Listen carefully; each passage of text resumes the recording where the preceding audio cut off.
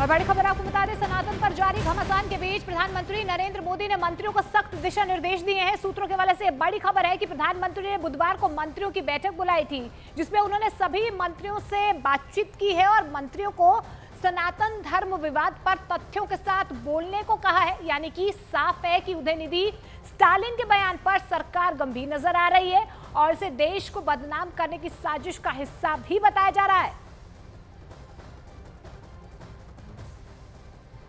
और वहीं सनातन धर्म पर विवादास्पद बयान देने के मामले में उदयनिधि स्टालिन और प्रियंक खरगे के खिलाफ एफआईआर दर्ज कर ली गई है। यह अहम खबर, दोनों के खिलाफ उत्तर प्रदेश के रामपुर में एफआईआर दर्ज की गई है। हालांकि दोनों अपने रुख के ऊपर अब भी अड़े हुए हैं। उदयनिधि स्टालिन ने माफी मांगने से साफ इनकार कर दिया है। उदयनिधि ने यह साफ कर दिया कि माफी मांगने का सवाल ही नहीं उठता है। वहीं प्रियंक खरगे भी अपने बयान पर कायम है।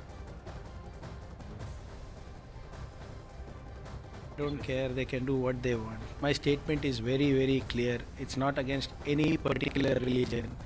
I have very clearly stated that any religion that does not preach equality is embedded in that philosophy. It is not a religion according to me. So अगर उनको लगता है कि उनके धर्म में ऐसा नहीं है तो वो उनका प्रॉब्लम है, मेरा प्रॉब्लम नहीं है। मेरा धर्म तो संविधान है। Question of apology. Somebody apologized to me. They demanded your apology. Rajasthan BJP के अध्यक्ष सीपी जोशी ने कहा है कि सनातन धर्म का डंका पूरी दुनिया में बज रहा है और इसे कोई खत्म नहीं कर सकता है। सनातन धर्म को मिटाने वाले मिट जाएंगे।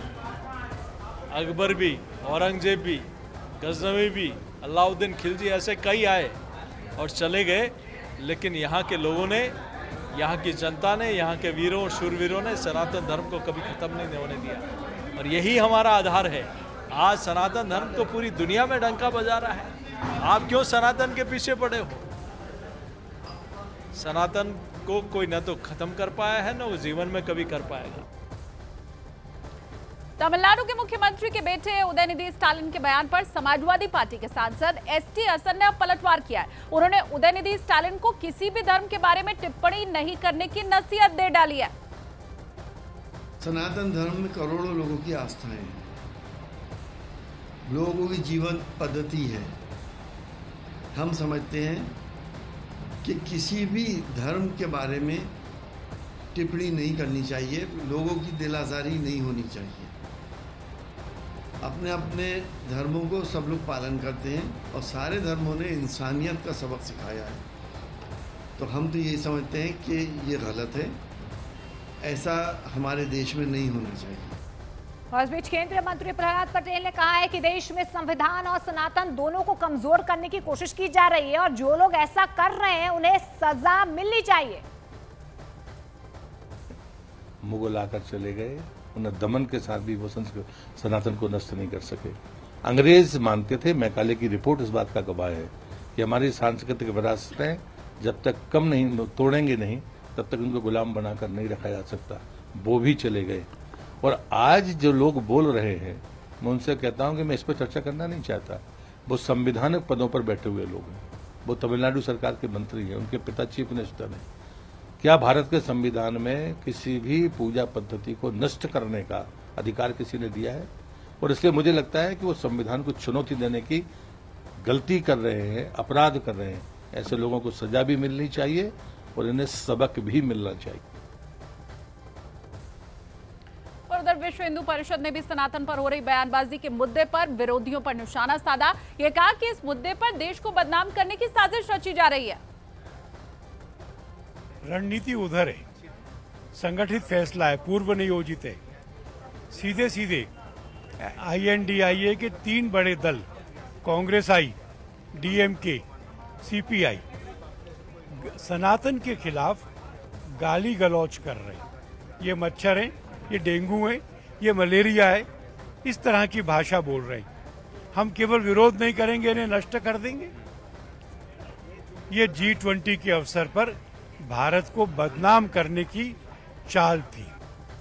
और सनातन पर दिए गए विवादास्पद बयान के बाद उदयनिधि स्टालिन के खिलाफ संतों में भी गुस्सा देखा जा रहा है। अयोध्या छावनी के तपस्वी जगत गुरु रामचंद्र परमहंस दास ने उदयनिधि स्टालिन के बयान पर कड़ी प्रतिक्रिया दी है।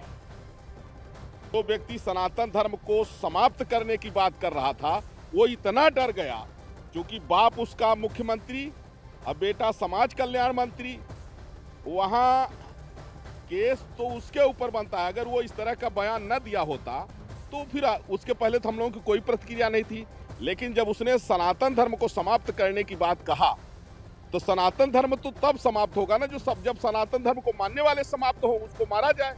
तो सनातन धर्म को मानने वाले 80% भारत में हैं, लगभग 120 करोड़ हैं।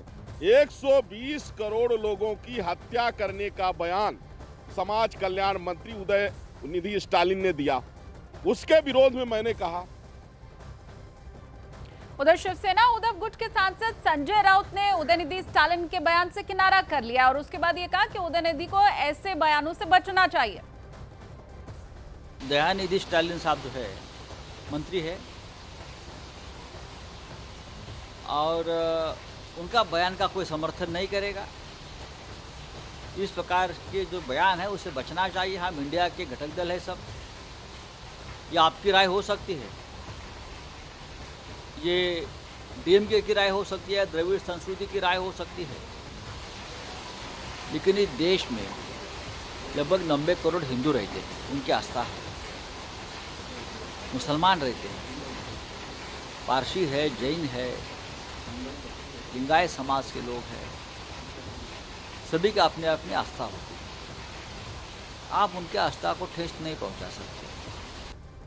और इस बीच केंद्रीय मंत्री नरेंद्र सिंह तोमर ने भी सनातन धर्म को चुनौती देने वालों पर पलटवार किया है। सनातन धर्म को समाप्त करने वाला कोई भी व्यक्ति अभी धरती पर पैदा नहीं हुआ है।